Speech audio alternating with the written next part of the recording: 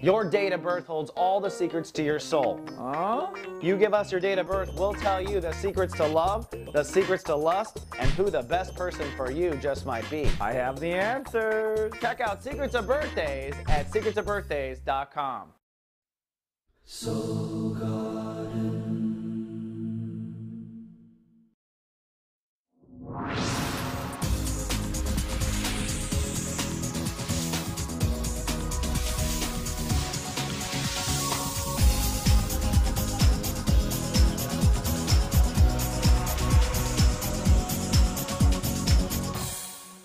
Hello, Officer Scorpio. Welcome back to Soul Horoscopes Weekly Update. From my webcam to yours, I'm Christopher Witecki, your host to the universe.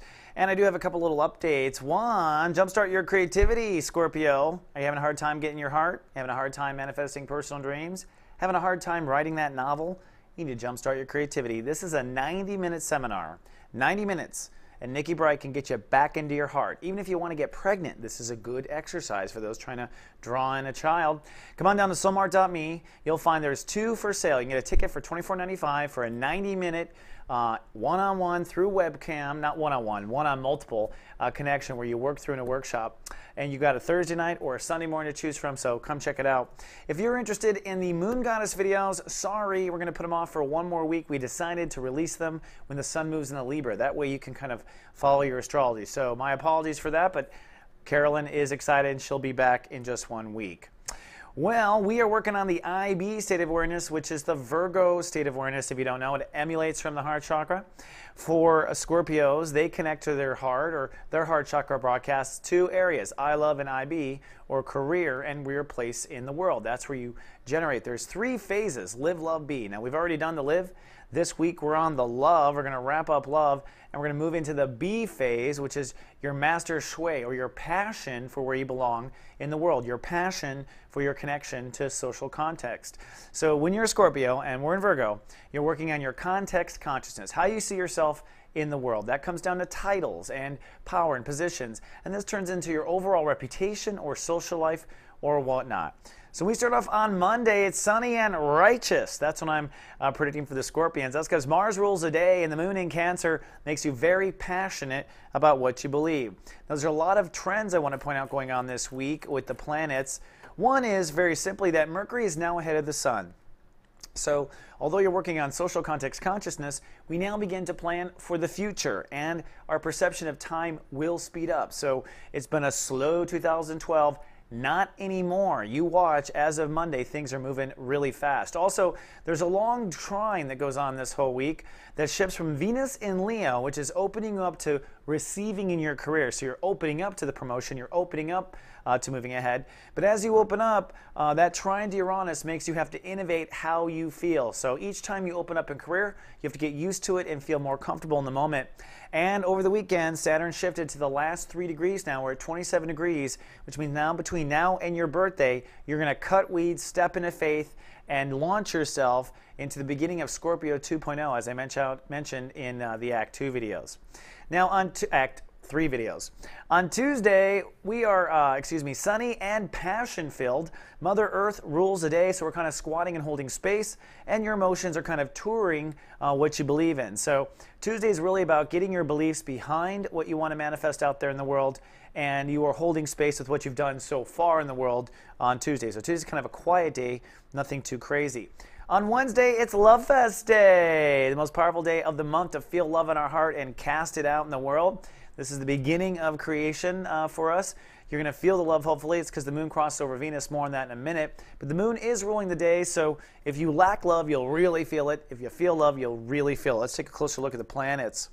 Now, for one, the most obvious thing is the moon crossing Venus. This is why we call it Love Fest Day. Come on down to soulgarden.me. We'll love you up, and we'll put out Love Fest blogs.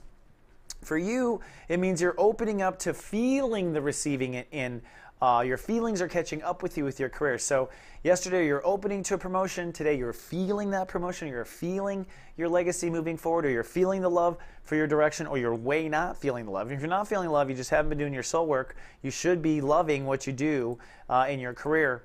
Another interesting trine is this square.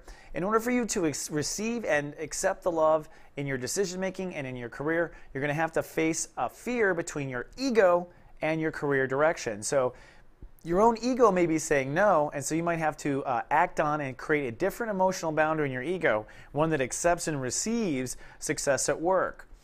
And then lastly, this trine, which I talked about already, this trine really kind of comes to a climax where in order to receive love or receive reward or promotion at work, you have to get used to feeling that way in the moment. So Uranus trines with that as well. Very powerful love fest day indeed.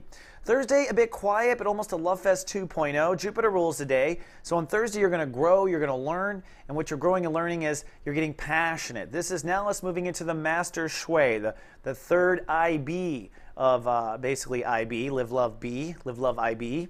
So on Thursday, you're going to really start to allow your emotions to get passionate and excited about what it is you want to light cast out there in the world. What is your title? What is your place? Who are your friends? What is your sphere of influence? What will you want to be known for? Or maybe how does your career affect all of this? Because emotions have been in career and are in career on Thursday. So you were sunny and sharp, very strategic and powerful, I think, on Thursday. Then comes Friday. Now Friday, you are sunny but probably socially challenged. Why? Well, the moon moves into Virgo and Uranus rules the day. When Uranus rules the day, you know we're going to have a subtle breakdown and breakthrough.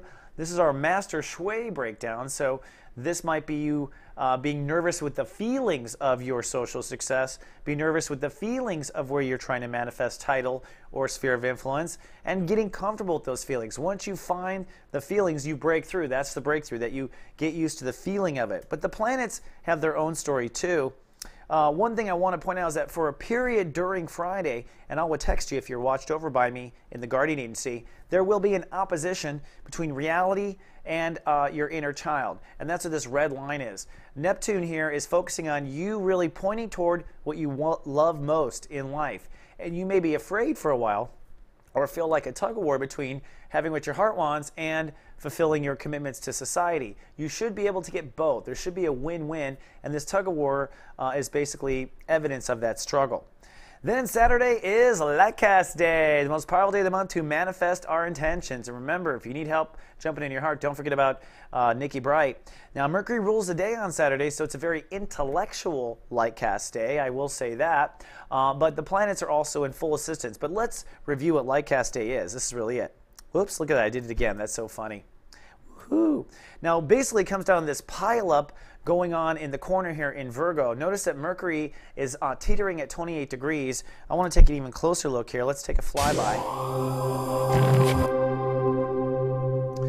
Lightcast Day comes down to a new moon in pagan philosophy, where the moon and the sun come together. The idea is that when you get your emotions behind what you want, remember the sun is I love, the moon is I feel. When you love it and feel it, that's when we attract, by law of attraction, what we want. So as the moon approaches the sun, you might have to release from old friendships or cry or let out old baggage that deals with your old social concepts. As the moon moves into the sun, this is where you fill your heart with love. This is where you cast your intentions out in the world and you hold that space. You just get very passionate, very excited and say, universe, I want. Don't forget your thinking too. Then as the moon crosses Mercury, now your emotions and your intellect, boom, come together and they rainbow effect, so to speak. So this in a 24-hour period really puts us on course for light casting your social status. So on Lightcast Day, fill your heart with love and visualize where you see yourself in the world, what your sphere of influence is, and then let your mind follow through. That's what the planets are saying. Excuse me. Then on Sunday, Venus rules the day, so we're going to restore balance and order on Sunday, but you will go cloudy as the day goes on. You'll become cloudy and rather spiritual. Let's take a look at the planets as for why. That's because of the moon and its position and this Bermuda Triangle is what I call it.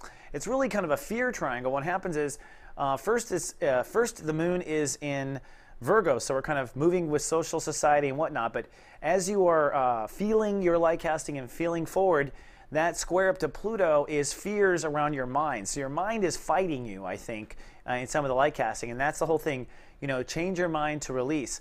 Then at some point too, the moon and Mercury are opposing Uranus. Now Uranus is trying to help you feel better in the moment. That's the part of you trying to bring your actual health and body along for the ride. So Scorpios are having to innovate their health and body as they move forward. But all this isn't a deadlock fear, and that's what I want to let you know. The moon, you know, as it comes out of Virgo, it's all social oriented, and then it moves into Libra, it comes to inner faith. So right after you light cast with all this positivity, in order to restore Venus tranquility on Sunday, your emotions have got to reconcile with your mind and make sure your mind is not in the way, and reconcile with your body and your health and your daily reality. And then after you reconcile your social position, as the moon moves up into Libra, then you start reconciling your inner faith. So it might really be kind of a crappy wrap up until you really feel reconciled, or you feel like you're going to be okay. And here's that opposition where your emotions of faith are versus the reality, the facts, or the health. So there might be a period on Sunday where you have to find the faith because your body's not feeling good. And then once you find the faith, you've got to instruct your body, hey, it's okay, we can be okay. I have faith. We don't need to get sick over this or create disease in our body. So it's a rocky Sunday, but it will lead all right. All right, Scorpio, that's all I got for this 7-day forecast. Dig in. We got some fun stuff. Karma is moving forward. It's time to face the weeds. It is time to pull them. And next week when I come back, we're going to get on it. Until then, live, love, be.